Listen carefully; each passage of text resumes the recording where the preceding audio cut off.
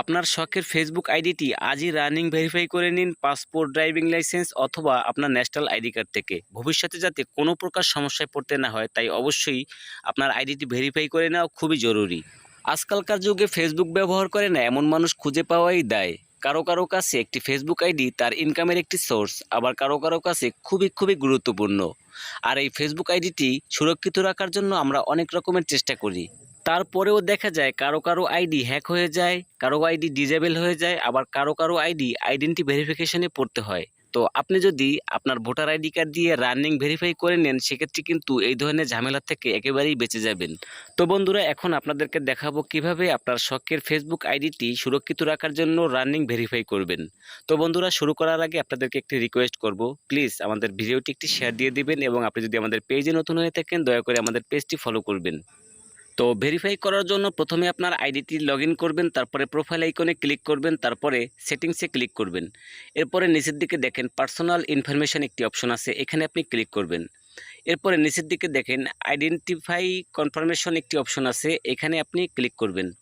Click করার পর এখানে দেখেন কনফার্ম ইওর আইডেন্টিটি একটি অপশন আছে, এখানে আপনি ক্লিক করবেন এবং নিচের দিকে দেখেন একটি অপশন আছে running ads about social issue, elections or politics, এখানে আপনি ক্লিক করবেন। তো এরপরে দেখেন where will you run at একটি অপশন আছে এবং সামনে সিলেক্ট আছে, সিলেক্টে ক্লিক করবেন। ক্লিক করার পর এখান থেকে আপনি আপনার কান্ট্রিটা বেছে নেবেন। তারপরে নিচের দিকে দেখেন নেক্সট অপশন আছে, নেক্সটে ক্লিক করবেন, ইয়েস কন্টিনিউতে ক্লিক করবেন। তো ক্লিক করার পর এখানে একটি বিষয় হচ্ছে, যাদের টু ফ্যাক্টর অথেন্টিকেশন অন আছে তাদের কিন্তু করা লাগবে না, আর যাদের টু ফ্যাক্টর অথেন্টিকেশন অন করা নেই তাদের কিন্তু অবশ্যই টু ফ্যাক্টর অথেন্টিকেশনটা অন করে নিতে হবে। তো আমি আপনাদেরকে দেখিয়ে দিচ্ছি কিভাবে টু ফ্যাক্টর অথেন্টিকেশনটা অন করে নেবেন। এই টু ফ্যাক্টর অথেন্টিকেশনটা কিন্তু খুবই গুরুত্বপূর্ণ, আপনার আইডি সুরক্ষার জন্য খুবই গুরুত্বপূর্ণ ভূমিকা পালন করে।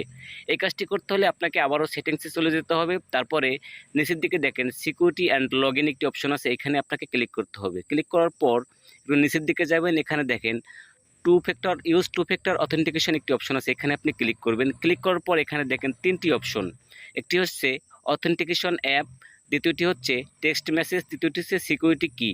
তো এইখানে আপনারা জানেন যে ফেসবুকে কিন্তু দিন দিন আপডেট চলে আসছে, এই আপডেটের কারণে কিন্তু অনেকেই লগ ইনের ক্ষেত্রে কিন্তু ঝামেলায় পড়ে যাচ্ছেন। লগ ইনের ক্ষেত্রে ঝামেলায় পড়তে হয় এইটাই, এখানে দেখেন অথেন্টিকেশন অ্যাপ এটা কিন্তু ডিফল্টভাবে সেট করা আছে। তো আপনি যদি আপনার এই ডিভাইস ছাড়া আদার্স কোনো ডিভাইসে লগ ইন করতে চান, সেক্ষেত্রে কিন্তু এই অ্যাপ্লিকেশন বা এই ডিভাইসের পারমিশন লাগবে, তা না হলে কিন্তু আপনি লগ ইন করতে পারবেন না। এরকমের সমস্যায় কিন্তু অনেকেই পড়ে যাচ্ছেন। সুতরাং আপনাকে অবশ্যই টু ফ্যাক্টর অথেন্টিকেশনটা অন করে নিতে হবে। সেক্ষেত্রে আমি বলবো আপনি যে টেক্সট মেসেজ, অর্থাৎ একটি ফোন নাম্বার দিয়ে টেক্সট মেসেজ এই অপশনটি অন করে নিলে আপনার লগ ইনের ক্ষেত্রে কোনো প্রকার সমস্যা হবে না যে কোনো ডিভাইসে। তাই আপনি টেক্সট মেসেজ এটা সিলেক্ট করবেন এবং কন্টিনিউতে ক্লিক করবেন। তো এজন্য উপরে দেখেন একটি ফাঁকা জায়গা আছে, এখানে আপনার ফোন নাম্বারটা বসাবেন এবং নিচের দিকে কনফার্মে ক্লিক করবেন। কনফার্মে ক্লিক করার পর আপনার ফোনে একটি ভেরিফিকেশন কোড আসবে, সেটা দেওয়ার পরে কিন্তু আপনার টু ফ্যাক্টর অথেন্টিকেশনটা অন হয়ে যাবে।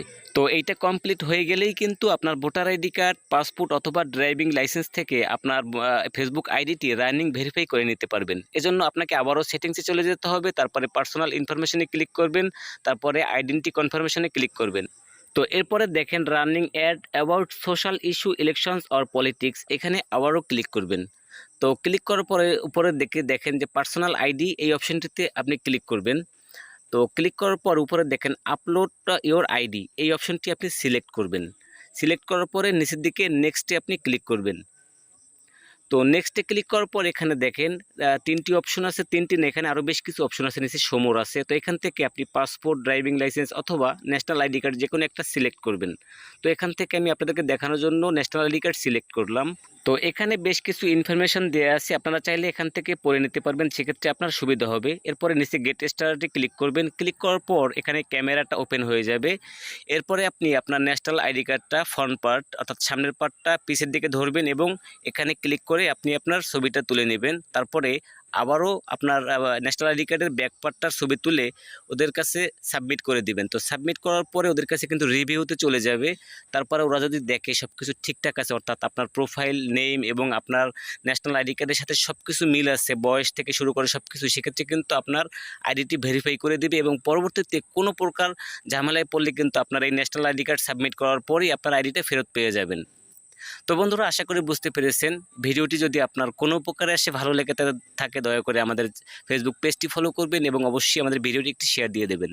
ধন্যবাদ সবাইকে।